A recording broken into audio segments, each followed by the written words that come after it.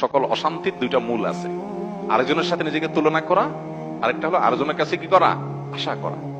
মানুষের চাইতে বেশি আশা করা উচিত না।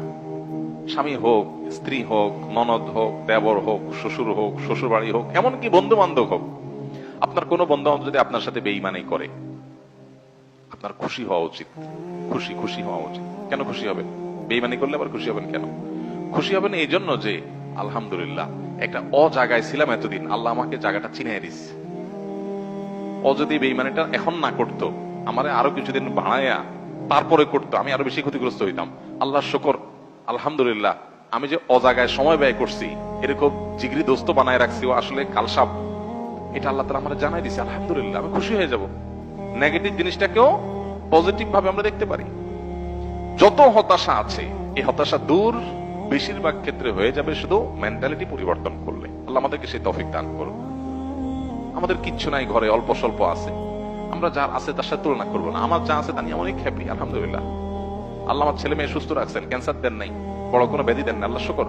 কিন্তু কাউকে ক্যান্সার দিয়েছেন, আলহামদুলিল্লাহ আল্লাহ তাআলা আমাকে মরার আগে তওবা করার সুযোগ দিয়েছেন। একটা ওয়ার্নিং আসছে, আমি এখন প্রস্তুতি নিয়ে যেতে পারি। অনেকে হঠাৎ চলে যাচ্ছে অ্যাক্সিডেন্টে, সেটা প্রস্তুতি নিতে পারে নাই, খারাপ কাজ করতে করতে গুনাহের পথে রাখতে তওবা করার আগে সে চলে গেল। আলহামদুলিল্লাহ আমাদের একটা ওয়ার্নিং পিরিয়ড পাইছি, এই সুযোগে আমি তওবা করে আমার আখিরাতটাকে সুন্দর করে যেতে পারি। প্রত্যেকটা নেগেটিভ জিনিসকে পজিটিভ দেখা যায়। বিশেষ করে আজকালকার যে হতাশা, এগুলো বেশিরভাগই হলো আমাদের অনেক খাই স্বভাবের কারণে। আমরা ভাবখান, আমি এরকম অনেক মানুষ দেখেছি ব্যক্তিগতভাবে, আমি পরিচিত অনেক মানুষের সাথে, নাই ভাই কিচ্ছু নাই, ব্যবসা বাণিজ্য অবস্থা একবারে খারাপ। এরপরে দেখা গেল ছেলে ফেলে নিয়ে, বাচ্চা কাচ্চা নিয়ে উনি ব্যাংকক গেছে ঘুরতে। ভাই ব্যাংকক গেছেন ঘুরতে, আপনার না খুব অসুবিধা? ভাই এইটা তো 10-20-50 লাখ তো অ্যাকাউন্টে আছে, এটা তো কোনো ইয়ে না। আমি কোটি কোটি টাকার যে ব্যবসা আছে আমি সেটার কথা বলতেছি, ফ্যাক্টরি গুলা বন্ধ, হানতাম, কিন্তু ওনার সব চলতেছে। মানুষের চাহিদা যত বাড়ে সে তত দুঃখী হয়, চাহিদা যত কমে সে তত সুখী হয়।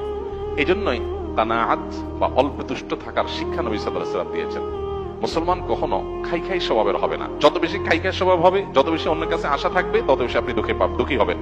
এই জন্য এই জিনিসটা ছাড়তে হবে। কারোর কাছে আশা খুব বেশি করা যাবে না, এবং অন্যের সাথে কম্পেয়ার করা যাবে না। বিশেষ করে অন্য আমার চাইতে ভালো থাকলে ওটার ব্যাপারে কম্পেয়ার করা যাবে না। পৃথিবীতে আল্লাহ ছাড়া আর কারোর ব্যাপারে আশাবাদী থাকবেন না।